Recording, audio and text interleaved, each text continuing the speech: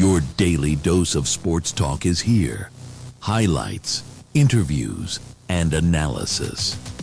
From the entertainment capital of the world, Sports Wrap with Jason Page starts now. And we welcome you to this Tuesday edition of the show.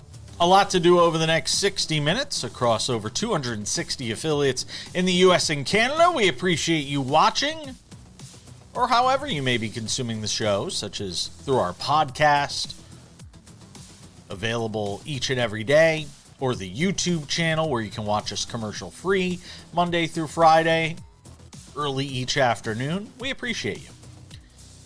As I said, a lot to get to. Plenty from the NBA.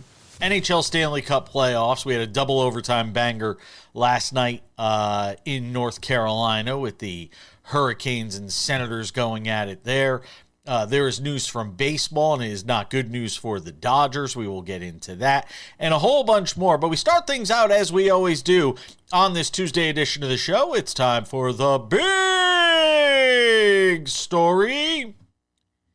And the big story deserves a colossal sponsor, and those are our friends over at Colossus Fantasy. Pick'em games, peer-to-peer, they have it all. If you haven't downloaded this app yet, just scan the QR code right down there and go check it out. It is fantastic. They have a great promo code special involving our show right now that I encourage you to take advantage of. It's this. Download the app. On your first deposit to Colossus Fantasy, for just $10, you get a $40 bonus.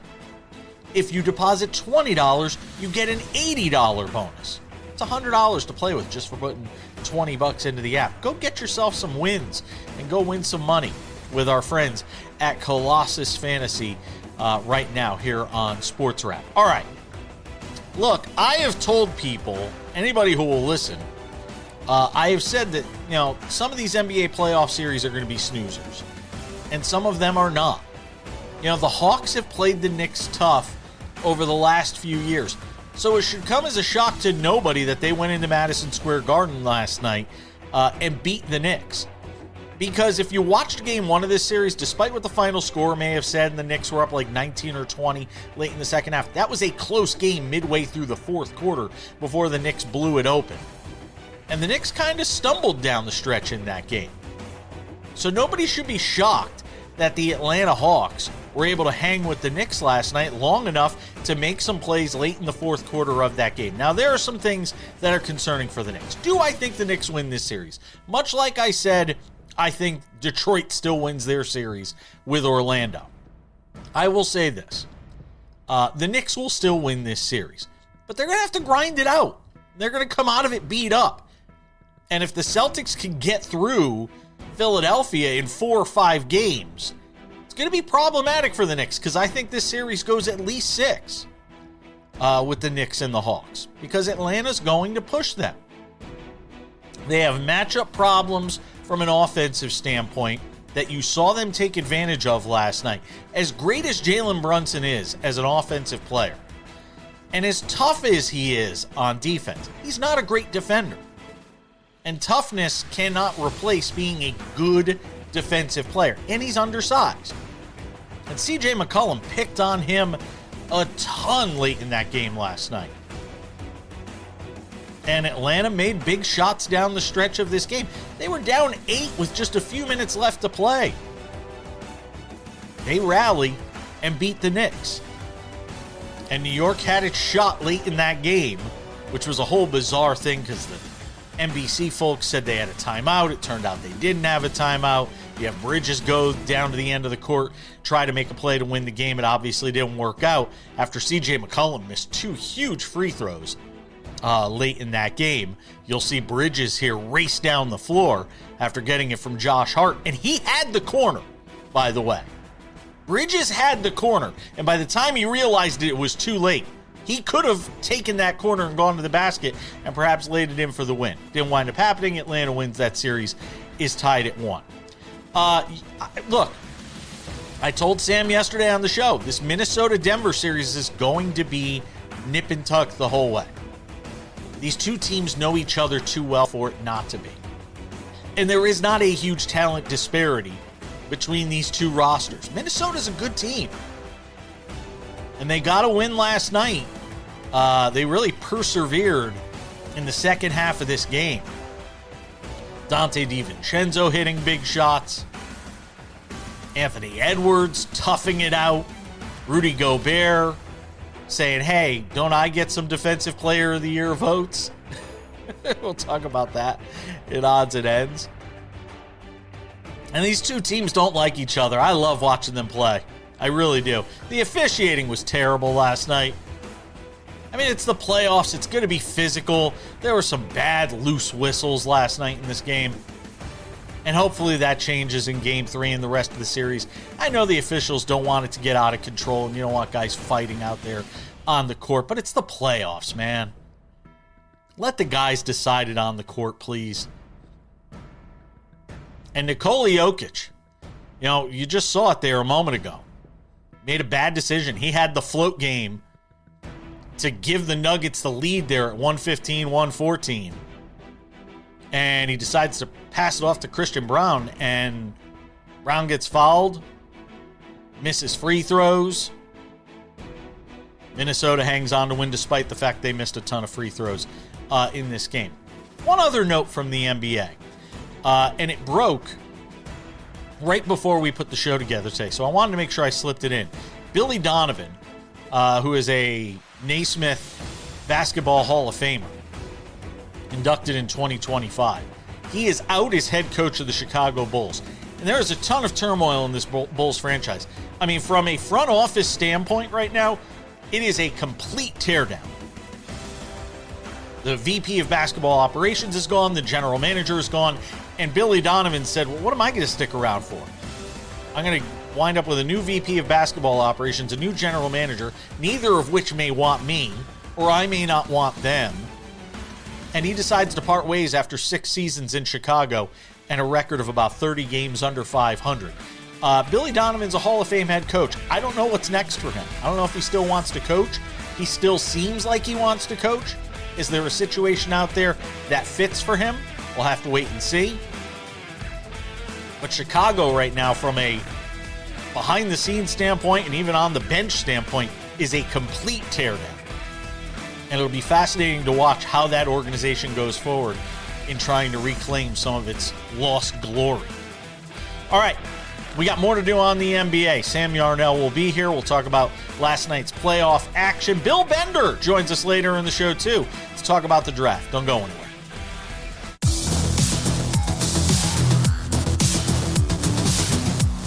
Bill Bender joins us 10 minutes from now. Get some thoughts with him on the NFL draft.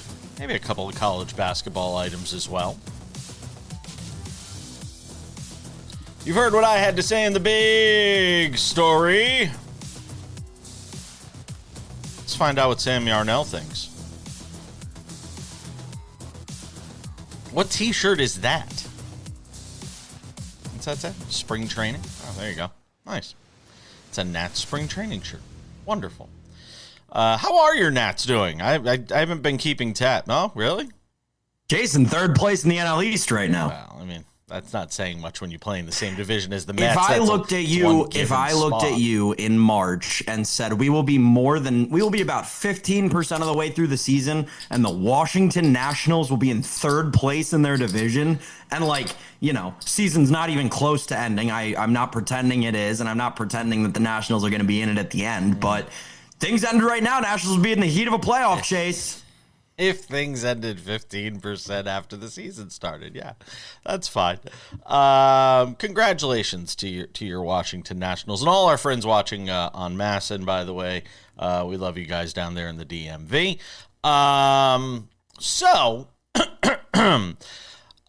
Look, I said it yesterday on the show. I told you. I'm going to do an I told you so. I said some of these series were going to go into the deeper waters.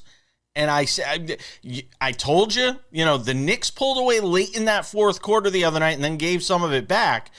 And now we've seen 2 games in a row where the Knicks, late in the fourth quarter, their execution was not very good and they didn't have answers for the Hawks in this case, saying we're just going to take away Jalen Brunson and make somebody else beat us. And then on the defensive end, Brunson got toasted every time CJ McCollum had the basketball in his hand. And the Knicks wind up losing in a weird sequence at the end of the game where it said they had a timeout on the TV screen. Noah Eagles saying they had a timeout. Everybody's waiting for them to call a timeout. And then Bridges runs all the way the length of the floor and takes what turns out to be the missed game winner. And the Knicks wind up losing this game, tied at 1, going back to the A. You mentioned the important part that I'm going to lead with here at the beginning because, spoiler alert, I'm not worried about the Knicks. The first round of the NBA playoffs is still a joke, and I'll get to that in a second. It's a good thing I'm saying this on not a day that our friend Kurt is coming on, because obviously this is no reflection of Kurt's work, and Kurt does an amazing job and always has for them. But NBC's got to tighten it up. NBC has to tighten it up with this broadcast stuff. And I know that, for people like Jason, that NBC has gotten off the entirety of the season on the nostalgia. And, the round ball rock is back. And, it's the peacock in the basketball again. And we finally get it again. And now, 2 times in a week, in the most important week to date of the NBA, of NBC's tenure having the NBA again, they have had 2 colossal mess ups. The one you mentioned last night, and the exact same thing happening in overtime of the Hornets play-in game. This is bad. This can't happen. As someone who went to school for sports broadcasting, as someone who worked on broadcasts in the NBA G League, I can tell you this is the kind of things that heads have to roll over. As simple as it may seem to you and I watching at home, it is the thing that is unacceptable when you are working in the midst of a $1 billion deal with one of the 4 main national sports leagues in this country. It's unacceptable. NBC has to do something about it. And look, they made Noah look bad. Yeah, 100%. A Noah Eagle, who is part of the broadcasting royalty family in this country, right? Noah Eagle, who is on a great track in his career. I felt very bad for him. It's a production thing that cannot happen on the back end. It's inexcusable. And again, I wouldn't be surprised if that person doesn't have their job this morning. To the basketball of it all, do not worry about the New York Knicks. Again, I said it yesterday. I'll say it again today. I'll say it again tomorrow. The first round of the NBA playoffs is a complete and total joke. What took the Knicks losing this game by 1 point was CJ McCollum going off for 32 in quite literally the game of his career, because God knows if he ever did that when he was with Portland, they would have made it to the NBA Finals. I'm sorry, CJ McCollum, but that's the truth. He played the game of his playoff career yesterday, and that's what it took for the Hawks to win this game by 1. Yeah, I'll still say Knicks in 5. Maybe the Hawks steal another one, get it to 6. I think it's at least going 6 at this point. The Hawks have played them basically even for the most part over the first 2 games of this series. And the Knicks have problems, defending. I mean, it's nice having Jalen Brunson out there and what he could do scoring, but he is getting torched in these one-on-one situations when they're able to isolate him. Cavaliers win, not a surprise, so I'll skip past that. T-Wolves Nuggets was a banger. I told you, Sam Yarnell, this series is going to be compelling. They know each other so well. And that has so much to do, I think, with both the animosity and the fact that you're going to see close games in this series. And last night, the prime example of it, the T-Wolves able to gain an advantage late in this game and hang on. Rudy Gobert doing some things defensively, playing with a bit of a chip on his shoulder.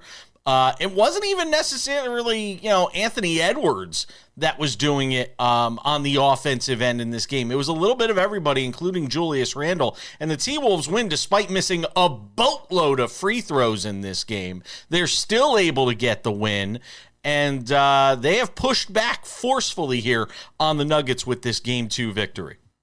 Yeah, listen, it was an incredibly inefficient night offensively for both teams, but especially for the Minnesota Timberwolves. I was with you, Jason, for the last 10 minutes of game time of this game, and then the first 5 minutes after the horn sounded. I was with you. I was Jason was right. This could be a competitive series. And then Jaden McDaniels opened his mouth in the locker room. And that was the end of that. In case you missed it, go find the video. Jaden McDaniels called out just about every single player on the Denver Nuggets by first and last name and called them all bad defenders. Yeah, good luck, Jaden McDaniels. Good luck, buddy. I would be surprised if the Timberwolves win another game in this series. You're crazy! Solely because of that. No. Jaden McDaniels just lit a fire under one of the biggest sleeping giants in this league.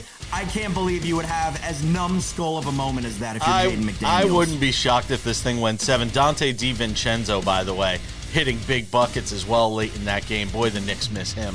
One of those glue guys that you love. They really do. But, I mean, look, they've got Josh Hart. They've got a lot of good guys. But Dante DiVincenzo is a guy I love. Keep an eye on that series for sure. We're coming back with Bill Bender. Hockey later.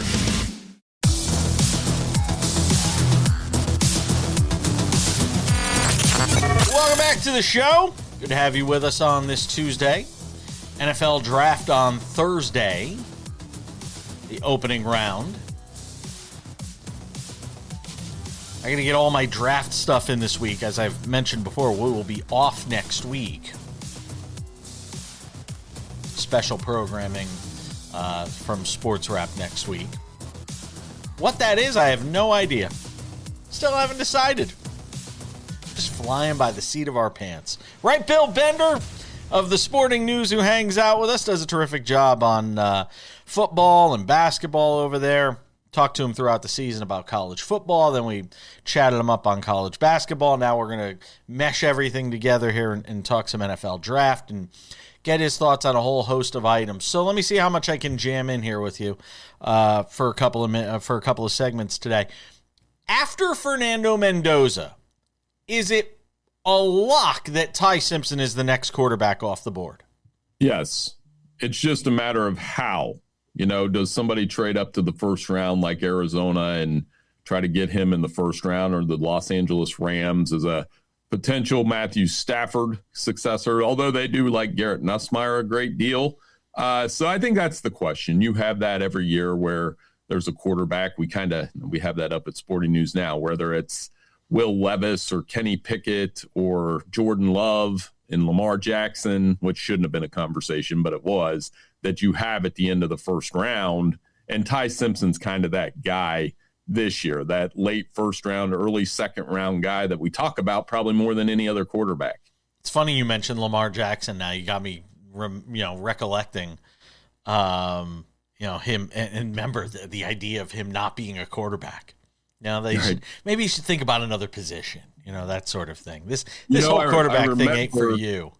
I remember sitting with him in an interview. They gave me him one-on-one the year after the Heisman. Wow. And I remember a couple things about that interview. The one, just how grounded he was. You knew this guy is going to be super successful. And two, I asked him, is there something that irritates you about, when people break your game down? And he said the thing about a receiver. This was way before the NFL draft process. He's like, the thing when they say I'm going to be they want me to be a receiver. And he's proven that wrong year in, year out. Taylon Green's that to some extent this year, but I just like his athleticism in general. I think as a backup quarterback, a day 3 pick, maybe a day 2 pick, he interests me because he put on the show at the Combine.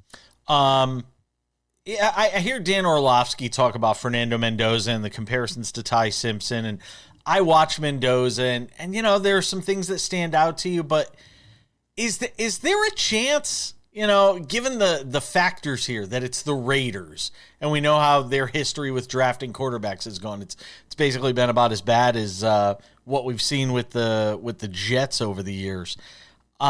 Is there a chance that this Fernando Mendoza thing, that he's not all that a lot of people think he's cracked up to be?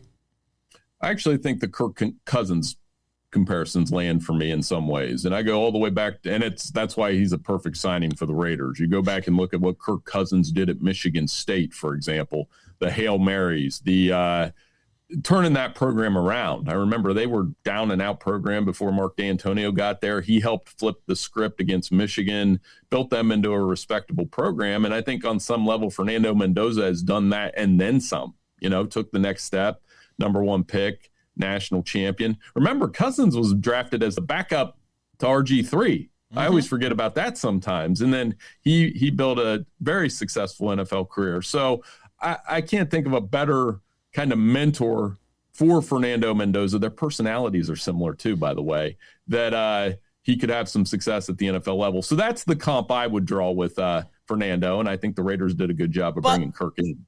But when I hear you say the words, some success at the NFL level, this is the number 1 overall pick, Bill. The idea of, some success at the NFL level, I mean, that's not going to be good enough. Some success in his bank account. I mean, he's won games and played in playoff games and done those things. I get what you're saying, though. When you draft a quarterback number 1, Kirk Cousins wasn't a number 1 pick. I'm just saying from a mentorship standpoint, not a bad one to have, because the expectation is Fernando will do better than Kirk. As far as what Fernando can do, I like what they have around him on some level. Ashton Genty, Brock Bowers, you gave him some young playmakers. This has been a dysfunctional organization for most of the 21st century. So you bring in a non-dysfunctional guy to try to help. I mean, Fernando, I can't find anything wrong with him yet. I mean, we tried in college all year last year. We couldn't find anything. Give me a thought on what the Giants do now that they have, a couple of first-round picks pretty high up. What do you see them doing as far as the draft goes? Well, how splashy do they want? Is that a word, splashy? Yeah, I like that. I like splashy. Yeah. Do they go Love and Downs? Because if they did, you would get, the arguably the best offensive player in college football last year, and who I think's been the best defensive player the last 2 years in Caleb Downs. And you build a defense around your safety. I could see Caleb Downs going there.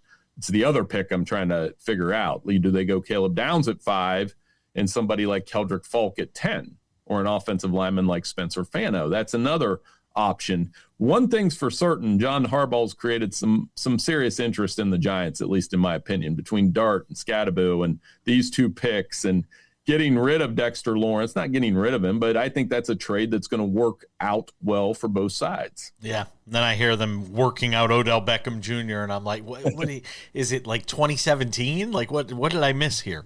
Bill Bender hanging out with us on the show. How about the Chiefs? There was a lot of talk before they made a move for a running back that maybe they'd go try to get Jeremiah Love. What are your thoughts on what the Chiefs are doing in this draft? That would be terrifying. As somebody who's not a Chiefs fan and has a text thread full of Bengals fans on my phone, that they do not want to see Jeremiah Love in a Chiefs uniform. I do think his production will obviously depend on where he lands. If he lands with Kansas City, that's terrifying for the rest of the league, because he probably will put up Jahmyr Gibbs type numbers, and he's being compared to Gibbs and McCaffrey, and that you and I think we should ban the phrase generational. Like I was talking about that with my son last night. I said, Barry Sanders was generational. Adrian Peterson was generational. And I'm not sure I've seen somebody like those two coming out of college since I've been alive. So we do it. But I do think Jeremiah Love is a very good and very productive running back. I want to get your thoughts on a whole host of other issues. How many wide receivers are going to go in the opening round of this draft? I want to talk to you about that as well. And who could have the biggest impact year 1 out of this draft? Not long-term, but right away when they get into the league. More with Bill Bender next.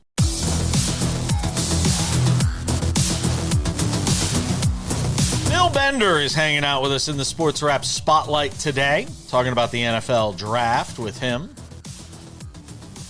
I might slip in a college basketball question if I have time on the back end, but if not, we'll throw it into the YouTube podcast portion of the show. So wide receivers, how many are going to go in the opening round in your mind when you do your mock drafts and put all that stuff together? Hey, Carnell Tate, Jordan Tyson. I think those two are pretty firm number 1 first round picks. If the Browns don't take Carnell Tate, I would be stunned. Well, I wouldn't be stunned because it's the Browns. But you look at their stats from last year. Jerry Jeudy had 50 catches. That was the most by a receiver for Cleveland. The next best wide receiver was Cedric Tillman at 21. They have a pressing need at that position for a dynamic pass catcher, and I think Carnell Tate can be that guy. Jordan Tyson should be another guy that gets taken in the first round. Then you get into the like KC Concepcion, Mekhi Lemon, those kind of guys. I really like Mekhi Lemon. I mean, he's a guy that contested catches, all those things that he does well. I think he'll have a really good season wherever he lands, long-term as well. I mean, he did win the Biletnikoff, didn't he? He did. Give me a thought on I teased this before the break. Who's going to, in your mind, when we get to like week 9, week 10? This is a tough question to answer because you never know who's going to land where. But from what you've seen on the collegiate level, who could have the biggest impact from this draft class, week 1, week 2, week 3, that could have an immediate game-changing impact, even a team-changing impact in terms of the fate of a team come week 1, week 2 of the NFL season? Well, I would say one of those two guys we talked about in the last segment, either Jeremiah Love, depending on the landing spot and what he could do for a running game and breakaways. He had so many runs of 10 yards or more last year. And then Caleb Downs. He is the safest pick in the first round to me. And I say safe in air quotes because you never know, but multiple Pro Bowls, multiple All-Pros. You can't compare safeties to like Ed Reed and Troy Polamalu. That's just not fair. But a guy that, I got the Eric Weddle comparison from Bobby Carpenter earlier this week, and I really liked that one. Like Weddle was just that guy on the back end that you could count on for a decade. And I think Caleb Downs will have an impact on the defense because he will immediately make them better.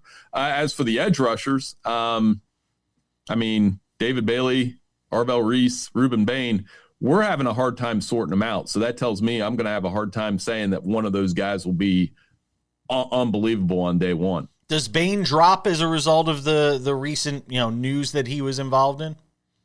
I don't know. I mean, this is smokescreen week. It's smog week, if we're being honest. I mean, there's so much that comes out this week that you try to sort out what the truth is and what happens and who's going to fall, what the trade rumors are. I do think this could be a draft where we do have some trades and teams position themselves for next year. I mean, we'll have the big board out in a few days, Jason, and next year's ridiculous. It's not just the quarterbacks. It's Leonard Moore. It's Colin Simmons. It's Dylan Stewart. It's Jeremiah Smith. There are so many really good players in that. Next year's top 10 is a blockbuster draft. Well, is that why this draft is being panned as the, sort of a weak draft? Is that a fair assessment of this draft?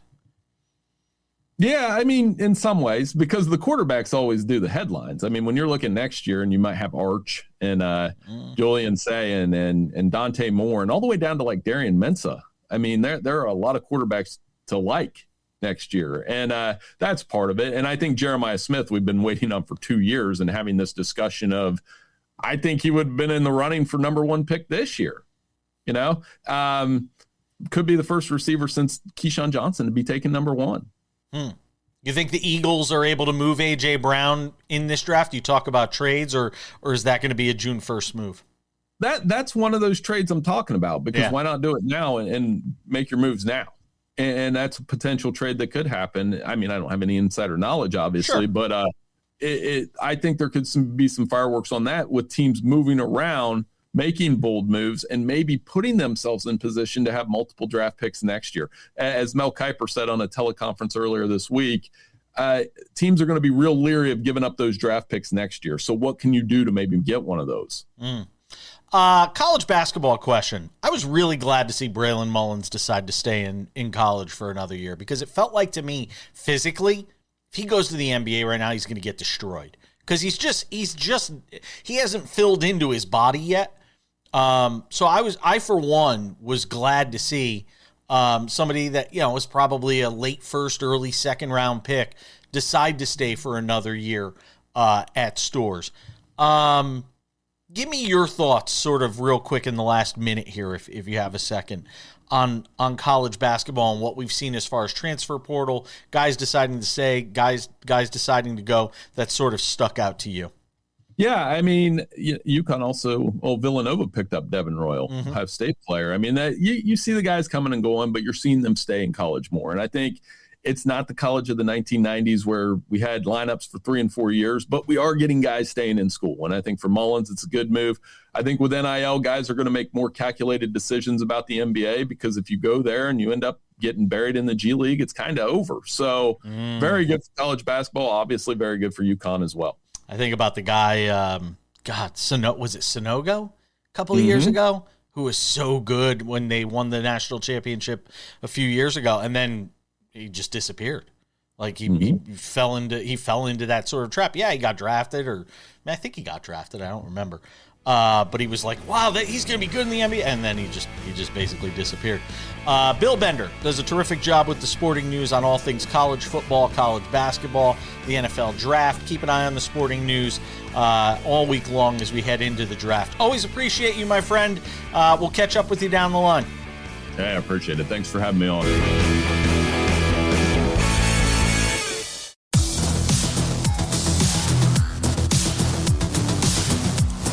Welcome back to the show. I'm not going to lie. There's 2 things in this world that I have loved my entire life. Even though I'm not like the biggest hockey fan in the world, there's something about hockey that is one of those 2 favorite things. 2 favorite things I used to love. Back in the day, there used to be a time, you kids, in regular season baseball when they didn't have ghost runners.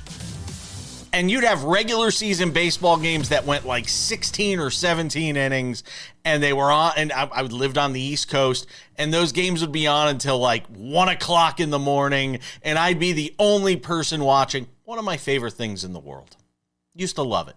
Miss it dearly.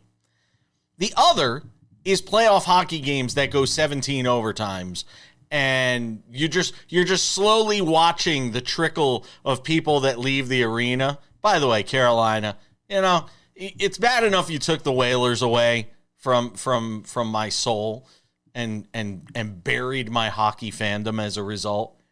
Stay at the game. I mean, I know you paid a lot of money for the seats and you could do whatever you want, but stay for the rest of the game. You missed a hell of a finish, by the way. Carolina in double overtime may have stuck the dagger in Ottawa. That was the game Ottawa had to win.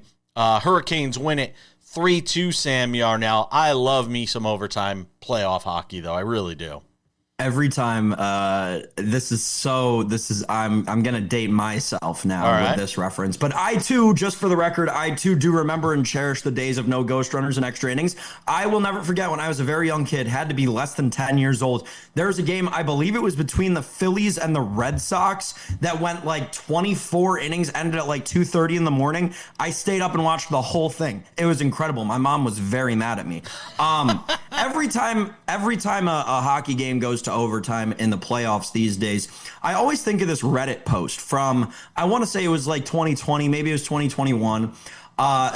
There was a Reddit post that went mega viral to the point where people actually believed it, because we were in a playoffs and a lot of games are going to overtime, multiple overtimes. There's a Reddit post going mega viral that said, there's an NHL rule buried deep in the bowels of NHL headquarters that says if we ever reach a 6th overtime in the playoffs, they throw on a second puck. There are actually 2 pucks on the ice if we get to a 6th overtime. People bought it far and wide. Obviously, it was never even close to true, but you had people talking about it. And I believe there was a Carolina Hurricanes game that got to the 4th overtime that year, and they actually started talking about it on the broadcast. It was absolutely wild. I love playoff overtime. There's nothing better than playoff hockey. You're right. It is the reason that we respect it as the greatest environment in sports when it rolls around every year, Jason. I agree. Congratulations to Carolina on winning that series with their Game 2 win on Monday night. Philadelphia wins in Pittsburgh 3-0. Look, I thought this series was going to be a bit more competitive than this, Sam, but Philadelphia now up 2-0 after winning the first 2 games in Pittsburgh, headed back to Philadelphia for Game 3. Oh, you okay? You gonna make it? Yeah. Just choked on a thought I had really quick there about that Carolina series. Actually, going back to that for just a second, heartbreak in the most severe form, which then turned out being okay. But you thought that the Hurricanes had scored the game winner in overtime. Yeah. Half the arena emptied out because they called it a good goal on the ice. They called a situation room in Toronto. Turns out it wasn't a goal. Turns out they were offside on the entry. It led to a penalty shot, the 5th penalty shot in the playoffs in Stanley Cup history. The 5th overtime penalty shot in Stanley Cup playoff history. And he missed it. It was crazy. Crazy game, but you're right. I'm with you. I don't think that Ottawa has a chance in that series. I'm going to say it kind of the same in the other series, and I didn't think this was going to be a thing, Jason. I don't think Pittsburgh's got a shot. Philadelphia's playing hockey with their hairs on fire right now, man. I don't know if the Penguins are going to have even a game to win in this series. This thing may be a sweep. Stuart Skinner, Dan Vladar, just 27 saves, but a shutout nonetheless in that game for the Flyers. And by the way, only 22 shots on goal, for the Flyers in that game, and able to get a couple past Stuart Skinner. And look, and that's part of the problem here for Pittsburgh too. I mean, we like Stuart Skinner, nice guy, did some nice things in Edmonton, but I mean, he's Stuart Skinner. And it's hard to go far in the postseason when you get to this time of the year when Stuart Skinner's the guy you're trying to do it with in net. Edmonton gets the win last night as well, Sam Yarnell. They beat Anaheim 4-3. They came back in that game after leading 2-0, then being down 3-2, sort of a topsy-turvy affair. But the Oilers get the win by a final score of 4-3, Sam. This was crazy. I think all 7 goals in the game were scored on the same net on the ice, which is just a weird, never happens in hockey kind of thing. Yeah. However, I don't think that this is going to be the Oilers' year. And I know that, push has come to shove with them, and they're going to have, 1 more year of McDavid after this, or 2 more years of McDavid after this. I don't think that Connor Ingram is a guy who's going to get you to the Stanley Cup final, and I think that him giving up 3 goals in the opening game against Anaheim kind of shows you're not going to be able to win every game 4-3 in the Stanley Cup playoffs. I want Edmonton to get to the final so bad for the story, Jason. It just doesn't feel like they're going to be able to, with the same problem they have every year, bad goaltending. McDavid, 3 shots on goal in that game. Obviously no goals for him in the game, but he did have 3 shots on goal in that game. Ingram with 25 saves in the victory. All right, we have odds and ends to get to, and there is a lot of odds and ends to get to.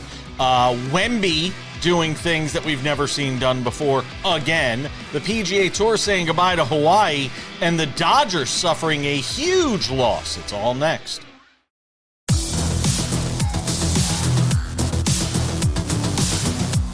Just about time to put the wraps on this baby for a Tuesday. Before we go, a couple of reminders. Sports Wrap with Jason Page, the podcast version of the show. Available wherever you get your podcasts Monday through Friday. Spotify, Apple Podcasts, YouTube Podcasts, iHeartRadio, TuneIn, Odyssey, Amazon. Anywhere you get a podcast, you can listen to this show in crystal clear audio Monday through Friday. 45 minutes, most of the commercials stripped out of that. We encourage you to do so. The Sports Wrap with Jason Page YouTube channel is the place to find all things Sports Wrap with Jason Page. The Monday through Friday TV version of the show is available there, 45 minutes, completely commercial free. We would encourage you to check it out. Our companion podcasts are there. We've got Sports Wrap Shorts. Anytime news breaks, we jump in. Sports Wrap Shorts. 1 to 3 minute long videos talking about the top stories in sports. So make sure to go and check out the Sports Wrap with Jason Page YouTube channel. We also have Sports Wrap Shorts available on our TikTok, Sports Wrap Jason Page, and on our Instagram as well, Sports Wrap Jason Page. And now, without any further delay, on this Tuesday edition of the show, ladies and gentlemen, it's time for some odds and ends. Odds and ends, Sam Yarnell. Defensive Player of the Year in the NBA. For the first time, it's unanimous. And it's Victor Wembanyama getting every single vote. Nobody else gets anything, which apparently Rudy Gobert had a bit of a chip on his shoulder on, especially if you watched him play defensively last night. But Wemby just continuing to do things, Sam. And I said it yesterday in the big story, and I'll say it again. As good as he was during the regular season, he's going to be that much better, especially statistically in the postseason, because I think he's going to be featured a bit more. But man, the Wemby train just continues to roll, my man. Yeah, I think the most disappointing thing about seeing all of the Defensive Player of the Year ballots come out is actually who came in second place. You'd be hard pressed to get me to say that Chet Holmgren was the best defensive player on that Oklahoma City team. And I get it. We're in that era of basketball. As simple as this sounds, it's quite frankly the truth. All these freaking writers, they favor the guy who's 7 feet plus. I'm sorry, but it's the truth at this point. If you're 7+ and have literally this much athleticism in your body, the NBA writers are going to freak out about you and call you things that you haven't merited, quite frankly. And again, that's what got Chet Holmgren to second place. It should have been Cason Wallace. Let's be honest, Cason Wallace was the best defender on that Oklahoma City Thunder team that, quite frankly, I will be very interested to see how the playoffs go. I would say that they were a better defensive team all around than the San Antonio Spurs, which then we could get into the argument for the award. And I would honestly just draw back to my point about the writers favoring these guys who are freakishly tall and have, some amount of athleticism in their body. That said, no problem. Wemby's going to win a few of these things. It's obviously the first one. I'm glad it was unanimous for the sake of the narrative. I'm just the most disappointed with who came in second. The PGA Tour says goodbye to Hawaii, Sam Yarnell. I mean, look, the PGA Tour season always sort of began officially or unofficially in Hawaii. It's going to be weird with no tournaments in Hawaii. And I feel for people in Hawaii because when it comes to professional sports, that's their thing. That's what they have every year to sort of lean on, and now it's gone. Yeah, it doesn't make a lot of sense. It also makes predicting the Masters, quite frankly, a lot harder for those of us in the betting community because a lot of us look at that course out at Kapalua and say that plays almost as close to Augusta as any other course on the circuit. So that's going to make things a little bit harder come April of next year. But I'm disappointed, and I think it may have to do with the air travel and how long it takes these athletes to get there. But guys, you're golfers. It's 1 week or 2 weeks out of the year. Let's not make a big deal out of it. Sam Yarnell, who will close games for the Los Angeles Dodgers for the next 3 months because it's the end for Edwin Diaz for that length of time, scheduled to undergo surgery tomorrow to remove loose bodies. Man, elbow must be really swollen. Loose bodies in his right elbow.